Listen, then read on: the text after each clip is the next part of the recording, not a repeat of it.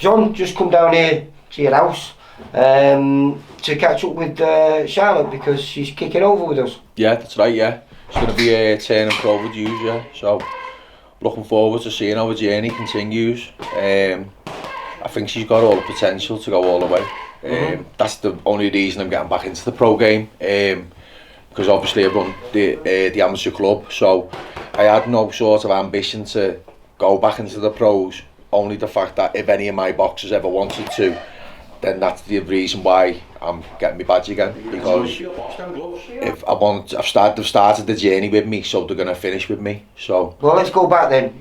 How did your journey in boxing? Because up on the wall here, there's a few belts. So boxing wasn't your first love, was it? No. I started off in the 90s kickboxing with Ray Miller, and you know, I had some good success there. Then I moved on to carbon, Thai boxing, Colin Erin. And all through my career, I was always like stop-start. I mean, we'd done a documentary on it called Fighting Demons because basically I had like me problems from like when I was a kid, and then obviously older, I used fighting to get away from it, and then fighting and drugs. So basically, started off kickboxing, moved over to Thai boxing, then from Thai boxing into amateur boxing for Crocky, with Richie Rooney, and then from there went into MMA. Then after then, I had a mad breakdown. 2009, I decided to kill myself. Didn't want to be here. Then I think I had a whole year off then, and then I met up with Alan Kaufman from Forza Judo, and he basically just sort of revived me because when I got back into Thai boxing, I had no ambition to fight. I just wanted to train. Do you know what I mean? But when I went in sparring, he just come over to me after that. I think it was the first session, and just said, so how old were you then? I think I was 30, 31, something like that. And he said, you're too good to like be wasting away. But I said, look, you know, I've been in a bad place, you know what I mean? I was like, so he basically brought me back to life, to be honest. And then I got back into fighting. Alan Kaufman works with Dave Tonks. That's right, in the Tonks gym, yeah. Which is just up the road from me. Literally just round the corner. And so basically, yeah, I come back, I fought as a kid, I had a tough fight, and then I had another fight for the area title and won that, and that was basically, I should have been fighting for that title when I was 21. Do you know what I mean? But as I say, because I was going out and I wasn't living good, I never fought for that title, so I never had no ambitions to fight for the British or the world or anything like that. Mine was just to fight for the area title, and a good one. So I fought for the genuine area title, do you know what I mean? It wasn't like a Mickey Mouse title. You see, in boxing, there is only one area title. Yeah. But in kickboxing, Thai boxing, all these different, there's lots of different governing bodies. Yeah. And so, which was the governing body that you fought for? I fought for the ISKA, right, which was like one of the best in my eyes, you know what I mean? So that was the one that I wanted to fight for. I didn't want to fight for nothing else. And the kid I fought as well was a very good kid. He actually dropped me in the third round, to be honest. And I sort of cut loads of weight for the fight. So it wasn't my best performance, but I knew I could win because I had a good boxing brain. 78 kg, and I used to walk around at like around 98, 99. 20 kg? I used to get down to about 90, 89, 90, then I used to cut to 78, you know what I mean? So I used to cut a lot of weight, do you know what I mean? And for that one I cut even more because... and which was that? Which discipline was that then? Was Thai that boxing. Thai boxing? Yeah. Pro Thai. What about your mixed martial arts and what? Yeah, I done a British title fight and that. So I done all right, you know what I mean? I could have done a lot more. It was only like sort of domestic level, do you know what I mean? So when I sort of, after me fights, because I had loads of injuries, like I got dead depressed after I tore my bicep in one of my MMA fights. And then, so that took a while to get over, and then obviously I got depressed there.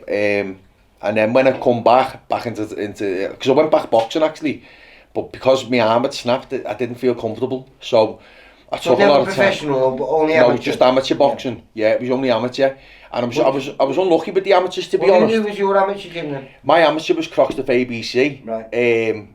And because I'd had like sort of Thai boxing fights, and the team I fought for, Carbon, was a tough gym, do you know what I mean? Like the kids we were sparring, they were all levels above me, like Neil Budds and stuff like that. They were all like world champions in their own right, you know what I mean? So And I was holding my own against them, do you know what I mean, in the gym, and we done loads of training. So when I moved into boxing, the training I done with them was a lot more than what they were doing in amateur boxing. So when we started sparring, I was like wiping people out, do you know what I mean, because the Colin was ruthless in the training. It was proper hard training, do you know what I mean, like we do easy, I think it was 10 till 1, do you know what I mean, Monday to Friday in Chester, in I think it was Heavy Hitters, Steve Goodwin's gym. We used to have the gym on our own. And then overnight, Monday and Wednesday being Bridgefield Forum, Tuesday and Thursday the YMCA. Then straight after the YMCA, you go to Croxteth, and then we do, because they had the ring, we be sparring in there. So you could do like 4 or 5 hours of training a day. So were you fairly obsessive then? If you were I'm training, addictive. Do you know what I mean? I've got an addictive personality, so that's why you train, but when you wasn't training because of the injuries, that's when you like self-indulged and it's like partied too much. That's exactly it, do you know what I mean? I'm a dead addictive person, so when I'm training, I'm obsessive with it. I could train like 3-4 times a day still now, you know what I mean? I'm still the same, obviously not with the drink and drugs, but I'm the same with fighters. This what this is a thing that you've been doing. There's a video. Is it a film coming out? Yeah, the Fighting Demons documentary. It's coming out soon. In the next couple of months, there's going to be like a cinema screening. It's basically just going right back from the beginning of my career but to the end. It goes right back to your beginning, but it actually starts at the fight you were talking about when you won the area. That's where it all came, because that's where you should have been 10 years earlier, and it was nice to finish on that note, was it? But it was a big comeback story basically, because it was like the way it come through, what it come through, to actually like be where it should have been like a long time before, and like for me, even after the fight, they were still calling to have more fights, but I was done, do you know what I mean? That was all I wanted to get out of it. Did that, because you see, once you're retired, you're a long time retired, aren't you? Yeah. But living with ifs and buts, like my biggest if, I never went pro, I should have, I never did, and 20 years on, I still think, why didn't I? Wish I would have done that. And people always say it's the things that you don't do that you regret. Yeah, of course. And so you got chance to put one of those demons to bed. Yeah, that's right, yeah.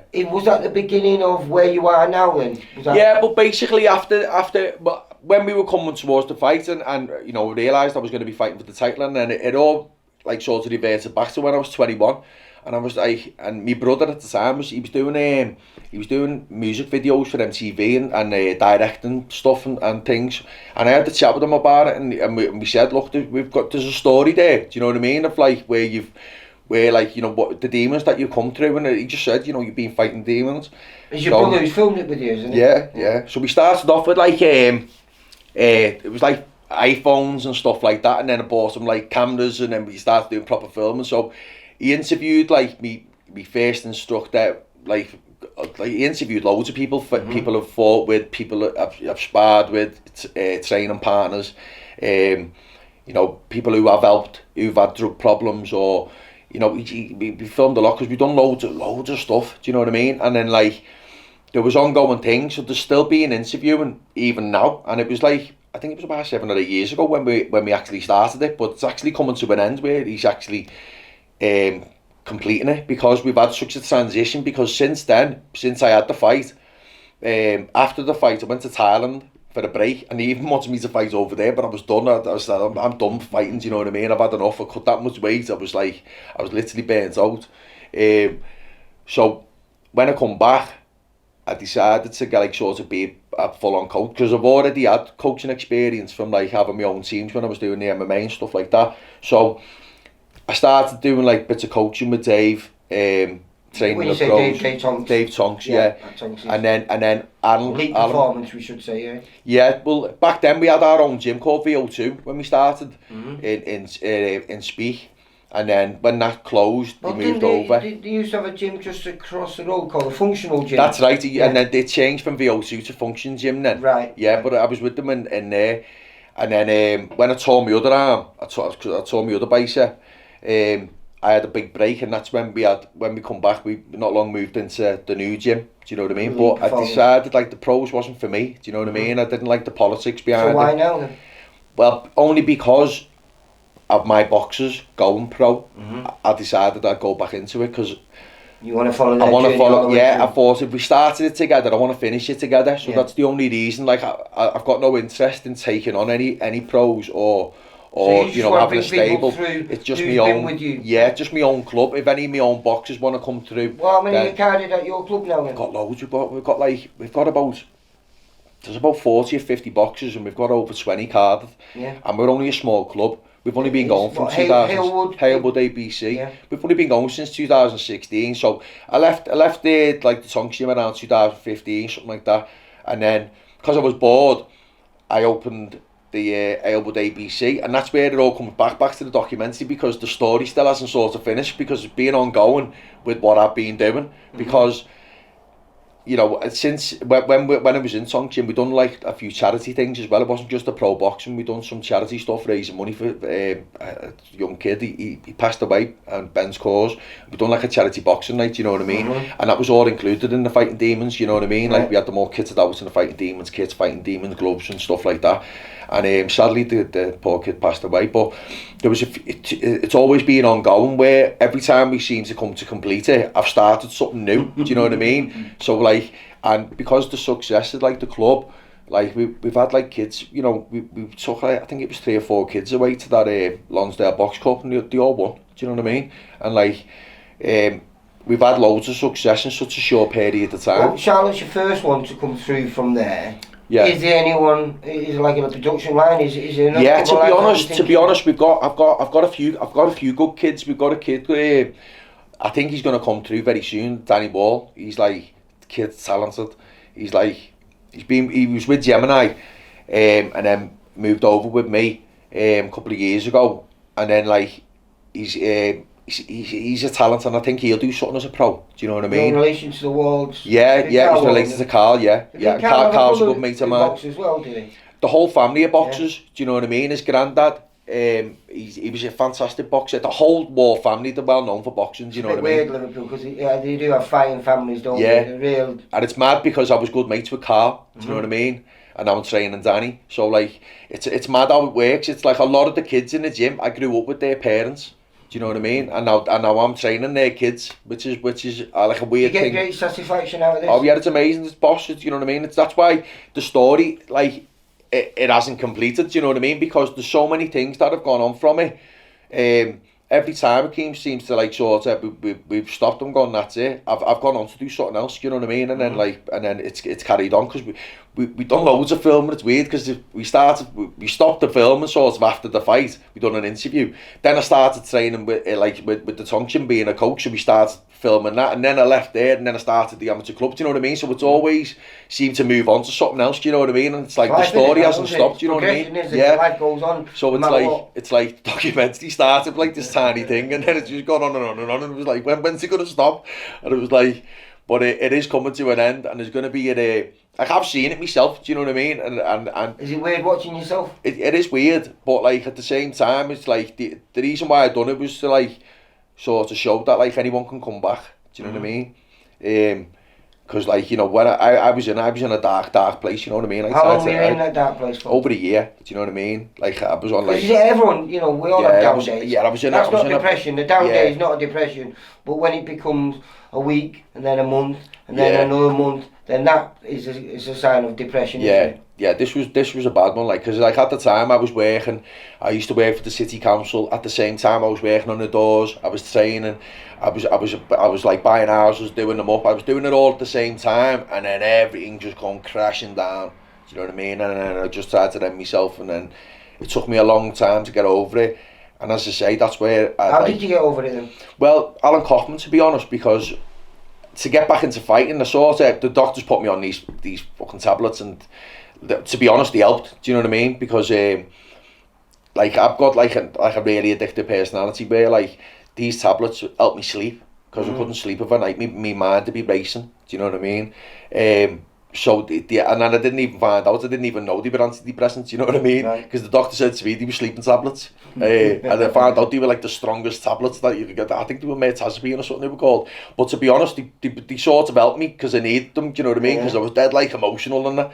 And then obviously when I got talking to Alan Kaufman, I think it was through Facebook, and then I went down to his gym and like sort of keep me way in there. And then when I started sparring, it was like the spark sort of came back. You know what I mean? And then when he sat with me and then was talking to me, it was like, I thought, like he believes in me. Like I must still have something. Do you know what I mean? There must still, because to me I was dead. Do you know what I mean? I was like, I had no fucking interest in being here. Never mind fucking fighting. So again. then, Do you know what I mean? when you started training with the tablets, how did you wean Yeah, yourself off them? but basically it just happened. It just like when I started training again and I got my love of life, the tablets I weaned off them, because you can't just come off them. No, do you know what I mean? So it was like you're taking like a full tablet overnight to help you sleep, and then it went on half a tablet, and then it went on nothing, and then I felt fucking great because I was training again. And then when I got that love back for like sort of fighting, and then obviously when I got back in and I had success with it. Obviously you've hit those lows, you've clawed yourself back out of that pit. Do you understand when that feeling comes back again, and you know what triggers you need to press to make sure that you never get into that dark place? Yeah, I mean, to be honest, like, we used to be a bit of a hothead, you know what I mean? And like, so, I was always like, very angry and bad tempered, you know what I mean? And I could switch like that, but now I'm just more chilled, you know what I mean? Like, I don't get involved in stuff. I used to get involved, I mean, even a few years ago, you know what I mean? I'd get involved in like, daft arguments and stuff like now. It's just all I'm focused on is just me fighters. So you had your life was, fair to say, it was like peaks and troughs, and now you've got it on a more of an even keel. Yeah. Like calm waters. Yeah. And I don't really, I try not to get involved in all the daft shit. So I suppose to be honest. You get your joy and your satisfaction now by the likes of Carly. Well, that's what I mean. Yeah, but that's what I mean. Like Charlotte, Danny Wall, and I've got loads of boss kids. I called you then, didn't I? Yeah. That's the third different name, isn't it? Well, I was gonna have to cut that out, but I can't. So sorry. There's loads of boss kids in the gym. You know what I mean? And like, I've seen kids come through. Like, we've got a kid called Louis Robbo. And when he started with us, he was fucking massive. Do you know what I mean? Yeah. And then to see him like lose weight, and he got to the semi-final and he fought this kid. I think his name's Sam Hardy. He fought him in the semi-final the next day. Like, we got a bad end of the decision. The fight got stopped early, and it shouldn't have been, in my eyes. And Sam went on to win, and I think he went on to win the Europeans as well. So, to see this kid lose all this weight. And now he's like one of the best in the club, you know what I mean? And when we used to go out running, he was always the last, and now he's the first. And to see things like that, do you know what I mean? When you see kids who aren't the naturals, you know what I mean? Who's worked hard, and he's like, that's the good thing. What I love about the amateurs, do you know what I mean? It's like, we've got loads of kids like that. I've got a kid called Alex Simpson, he's a brilliant kid. Well, there's all different levels of boxing. Do you know what I mean? Some levels are, those people, you look at them and you see them spar or do a bit of bag work, and you'll think, oh, that kid's special, if he's not at least a British champion at some point in his career. And there's some kids that you look at and you think, God, he's never even going to win a fight. But they get out there and they do. And that, that guy winning that fight, that you never expected to even be able to do that, and that guy winning a British title, a world title, there's still as much joy from either one of them, isn't there? Yeah. I mean, that's the best thing about amateur boxing, to be honest, because you haven't got the politics or the money involved. I mean, there is politics, but it's not as ruthless as professional, and that's what I didn't really like about the pros, and that's why I thought, if I'm going to do it, I'll do it on my terms and like my own club, do you know what I mean? With my own boxers who I've known for years, rather than like, working with someone else with their club, or taking on another boxer who's being trained by someone else. Do you know what I mean? I'd rather just stick with my own. Every coach's dream, really, to take someone from nothing. That's my dream. Yeah. Do you know what I mean? Well, that's my dream. I mean, I'm not in it for money. Do you know what I mean? I'm not in it for fame or money or anything like that. I'm just in it to try and make kids' lives better. Do you know what I mean? And just try and get off the streets. You're a businessman as well, aren't you? Yeah. So I mean, I've got my own personal training. I've got my own gyms. And I've bought and sold houses, and I've never done boxing to make money. Do you know what I mean? It's just, you gotta make money. Do you know what I mean? It's like, getting 10%. The way I try and explain it to people is, I say, in boxing, if you split it up into percentages, 99% of the money goes to 1% of the boxing community. Yeah. And then the other 1%, I said the other 99% of the boxing community gets that 1% of the money. Yeah. That's the disparity between the two, I've always lost money in this game, do you know what I mean? Whether it's like kitting out the gym, or taking fighters out for scrans, or buying them trackies, or doing whatever, do you know what I mean? Just to, to try and change lives. Well, that's what I mean. It's just something what I've always been, that type of giving person, do you know what I mean? So your therapy. You know what I mean? Yeah, it is, you know what I mean? So it's like, I love the gym, you know what I mean? I'd be lost without it.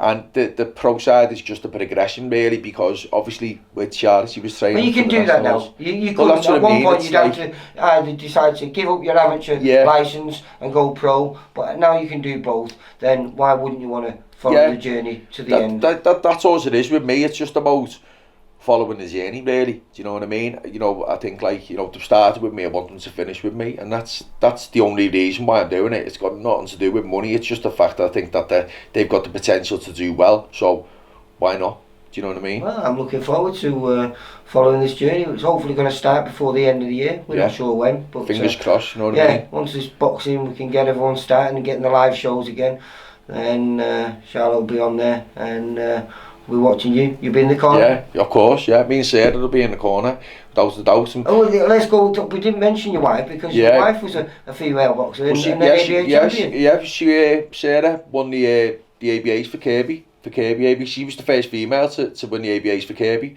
And she basically, they call me the head coach. It's basically her. She's the head coach of the club. She runs it. You know what I mean? Without her, there wouldn't be a club. And it's the same with all my other business. To be honest, I mean, she's the brains behind it. You know what I mean? I'm the dopey one. You know what I mean? Yeah, she's a brilliant coach in her own right. You know what I mean? She's probably better than me, to be honest. You know what I mean? Because she's a PE teacher, so she's got that sort of strict regimental thing with her. Do you know what I mean? So she runs the club brilliant. You know what I mean? It's where I'm more hands-on, because I've done a lot more different styles of fighting, and I've done a lot more, in a sense, more fights. But as a coach, she's a brilliant coach. You know what I mean? And we work well together, to be honest. Because like I used to be like that, hot-headed, because I feel a fighter in the ring. So where I'm starting to get itchy is where Sarah's dead calm. Do you know what I mean? So I'm learning to be more calm like that, to be honest, in the ring myself. It's like life, isn't it? We never stop learning, do we? Yeah, but that's what I mean. I always think as a fighter and as a coach, you know, you never stop learning, and when you think you know it all, that's when you set to fail. Do you know what I mean? Because like, you know, that's why I always say I'm a jack of all trades and master of none. Do you know what I mean? You know, I never fought for nothing major. Never claimed to. Do you know what I mean?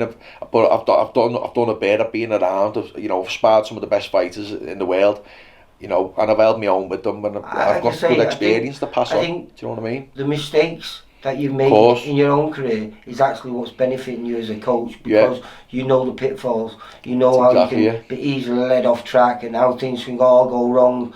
And also, as you mentioned before, empathy. Yeah. You know, to be able to understand where they're coming from. That's exactly it. You know what I mean? Because I haven't been with one club. I've been with loads. Do you know what I mean? So I've seen like a little bit from everyone. I've took all the good bits, left the bad bits. You know what I mean? And I'd say with me as a coach, you know, I could show Charlotte or Danny something, and they may not like it, so they won't take it. Do you know what I mean? Or I could show them it and they go, yeah, and they'll add that to the toolbox. Do you know what I mean? But you never stop learning. So even as a coach, I've never stopped learning. Do you know what I mean? I've learned loads of stuff. Lay in bed at night now thinking about how things can work for your fighters, because you've got to be very adaptable now. You can't be like in the old days. You go to one coach and his way or the highway. Yeah. Now you've got to look at the fighter and see how you can bring out the best in the fighter. Of course, and everyone's different. Yeah. Do you know what I mean? Everyone's different. You know, you get some kids that are like, you know, more adaptable to strength and conditioning, and they get the fitness up. That some kids are more like to get the fitness up to running. Some kids are both. Some kids, you know, everyone's different, and everyone's like got different strengths and weaknesses. Do you know what I mean? Can you spot